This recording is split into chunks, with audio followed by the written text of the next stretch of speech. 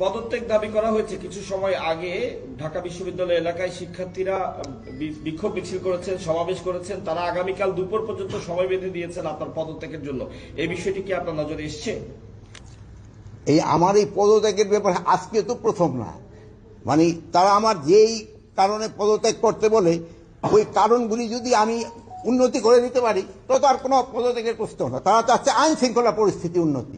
আমি আইন শৃঙ্খলা পরিস্থিতি যেন উন্নতি হয় আমি এই ব্যবস্থা করতেছি, এবং এই আইন শৃঙ্খলা পরিস্থিতি আগের থেকে অনেক উন্নতি হয়েছে এবং এটা আরো উন্নতি হতে থাকবে।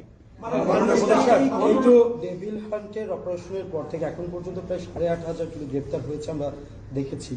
তারপরে আপনাদের একজন ঊর্ধ্বতন কর্মকর্তা কিন্তু বলেছে চাঁদাবাজি কমে গিয়েছে, কিন্তু ছিনতাই চুরি বাড়ছে, যেটা প্রতিনিয়ত আমরা রাতে দেখি। এখন যাদেরকে গ্রেপ্তার করা হলো তা আসলে তারা কারা? আর এই যে রাতে প্রতিনিয়ত যে ঘটনা ঘটছে, শুধুমাত্র রাতেই নয়, সারা দেশেই ঘটছে অপ্রীতিকর ঘটনাগুলো, তাদেরকে কেন গ্রেপ্তার করা হচ্ছে না? আপনি গ্রেপ্তার কিন্তু করা হচ্ছে, বা যে পরিমাণ গ্রেপ্তার করা উচিত হয়তো সেই পরিমাণ হয়তো হচ্ছে না। যেমন ধরেন এই বাসে ডাকাতির জন্য কিন্তু অলরেডি 3 জনকে কিন্তু সাভার থেকে গ্রেপ্তার করা হয়েছে। গ্রেপ্তার হচ্ছে এবং গ্রেপ্তার এটা চলতে থাকবে। মাননীয় উপদেষ্টা, আমরা প্রথমে আসলে সশস্ত্র বাহিনীকে আসলে যতটা সক্রিয় দেখেছি, এখন আসলে হয়তোবা ওই উপস্থিতিটা আসলে দেখতে পাচ্ছি না।